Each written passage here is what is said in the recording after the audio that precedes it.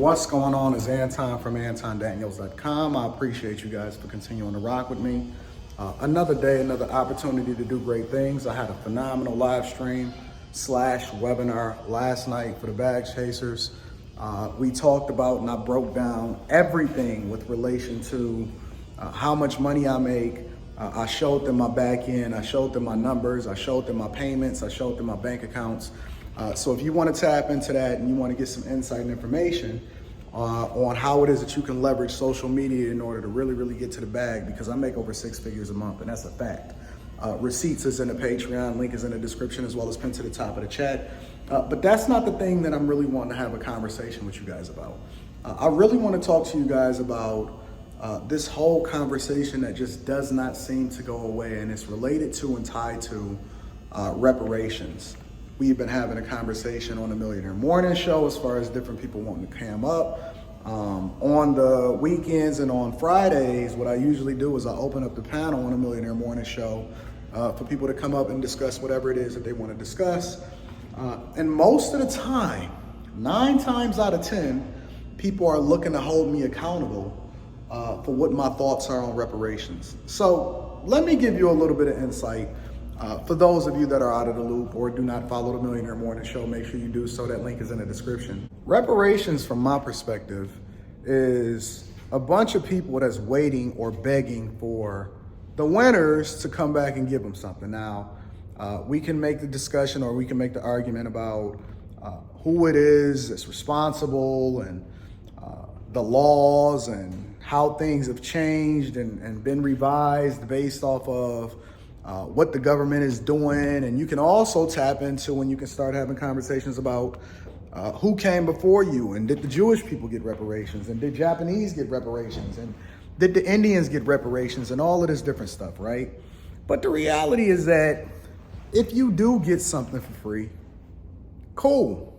And a lot of people are even triggered by those words. They say, well, it's not free, it's old. Prove it, right? The problem with this argument is that I'm not waiting on anybody to do anything for me in order for me to make sure that my family is taken care of. I'm not waiting for anybody to do anything for me in order to ensure that I am taken care of.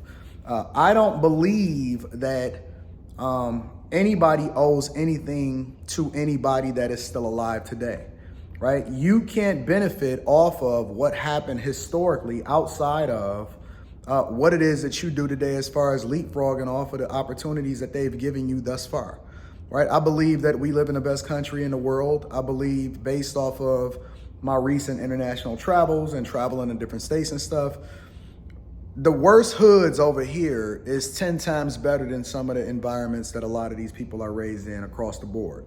I think that people see that overseas, and then what happens is when they get over into this country, they weren't entitled, they don't have this privileged mentality, and they work their ass off, and so as a result, they continue to beat you. I don't believe that reparations is gonna be given to anybody. I think that the reparations has already been distributed in the form of these social programs and welfare and all of these different stupid programs that's being funded because y'all continue to vote the wrong people in office. As far as this Democratic Party that continues to keep you tied to it based off of their promises to give you something for free. You want free education, you want free healthcare. Everybody wants something for free. You want free water. It costs to produce all of these different things. And more importantly, I don't think that the United States of America has it to give you. And I don't think you care about that either way.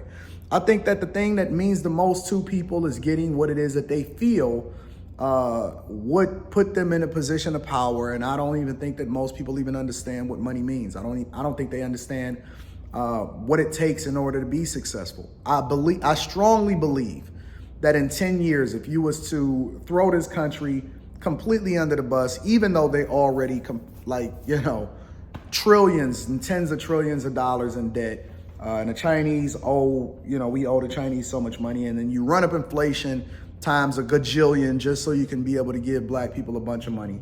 I think that in 10 years, what you'll start to see is that the money will then start to be separated, and it will go back to the people that's actually rich and the people that have a mentality to really get rich versus, the the people that have this poor mindset and poor mentality. I think that winners are the ones that write history. Winners are the ones that determine what happens to the losers. And largely, there's been historically a lot of people that lost. Now, what the winners decide to do with the losers as far as who it is that they took over, and let's be clear, black people, from my perspective, based off of what happened historically as far as the slave trade, because black people own slaves too. Owning slaves was a rich man's game. It wasn't just entirely based off of the color of your skin. Was there discrimination? Yeah, all of that other type of stuff. But the reality is that the savagery in which Europeans or people that came over into the United States of America, and they took over that, right? The savagery that happened was no different than the savagery that you've seen being instituted in Africa prior to Europeans then getting into bed with Africans in order to be able to have the slave trade in the first place, right? They didn't come over and start capturing Africans.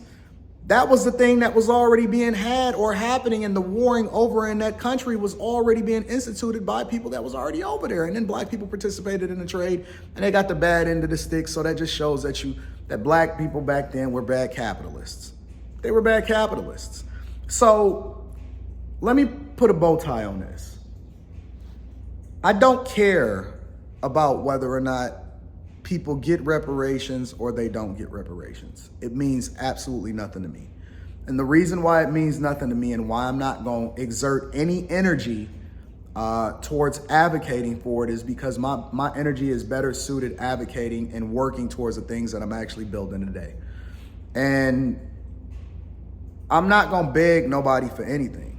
The only thing I'm going to do is I'm going to continue to compete. I'm going to continue to run the numbers up. We're going to continue to add value into the people that is going in the direction that we're going in.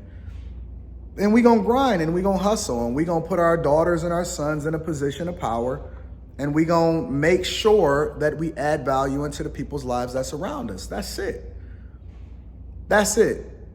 It don't matter what people do. It don't matter what it is that they say. I think that what's going to happen is exactly what's going to happen. And even if there was a conversation about reparations, it wouldn't happen in your lifetime. It wouldn't happen in your lifetime anyway. And if at that point that ever happened, then you see the dollar completely go down the drain faster than it's already gonna go down the drain based off of what you see happening over in Russia and China. And it's over for the United States anyway. So make the right decisions, travel the world, understand what culture is like in more than just your hood and your city. And lean into that experience in order to make the right decisions to continue to run that check up and run that bag up regardless of who's trying to give you what, right? Nobody is going to give you anything. And I think that it's very easy to keep this conversation going because it's the very thing that keeps you distracted from what it is that you're supposed to do in order to get rich and successful in the first place. It's easy to keep black people distracted from the thing that they can already do and the tools that they already have in order to be successful. Because if I can keep you begging and I can keep you on that nipple and entitled the same way that the Democratic Party has been doing for an extended period of time, right? If I can keep you begging for student loan forgiveness, if I can keep you on Social Security disability, if I can keep you continuing to do anything social program, leaning on the federal government in order to try to make you whole and all of that, all it's gonna do is distract you from doing the thing that's actually gonna run the checkup for you in the first place. So that's my thoughts. I don't really care about what it is that other people think. I am what I am. I said what I said. And nobody is ever gonna make me feel a certain type of way because of my opinion towards this. I love you. I appreciate you. For those of you that actually is continuing to rock with me, make sure you hit a like for the YouTube algorithm, subscribe to the channel and turn on your notifications. I'm gonna holler at y'all later, man. Peace.